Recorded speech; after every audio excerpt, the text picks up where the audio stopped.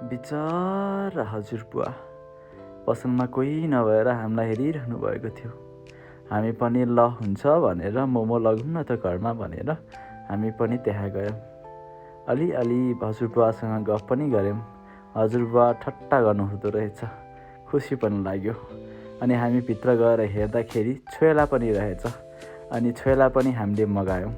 छोइला पनि हालिदिनु त, प्याक गरिदिनु त हामीले भन्यौँ। अनि हजुरआमा पनि राम्रो हुनुहुँदो रहेछ। हुन्छ छोरा भन्दै उहाँले पनि हालिदिनु भयो। त्यसपछि अब हामीले चाहिँ मोमो पाक्यो कि भनेर हजुरबुवालाई सोधेँ। हजुरबुवाले पनि हेरौँ न त भनेर उहाँले पनि हेर्नुभयो। एकछिन नपाकेको हुनाले उहाँ त्यहाँ बस्नुभयो र हाम्रो हजुरआमा सिरियलमा व्यस्त थिइन् र म चाहिँ ऐना हेर्दै आफ्नो तस्बिर पनि अलिअलि खिचेँ।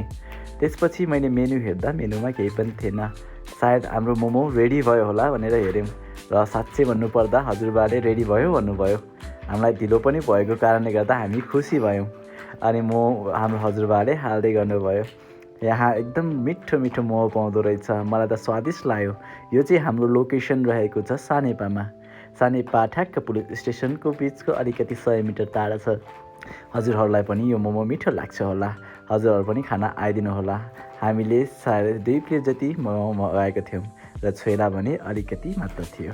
र घरमा मोमो हेर्दा स्वादिष्ट पनि भयो, एकदम टेस्टी पनि थियो। अनि लभ इट। हजुर पनि जानु ल।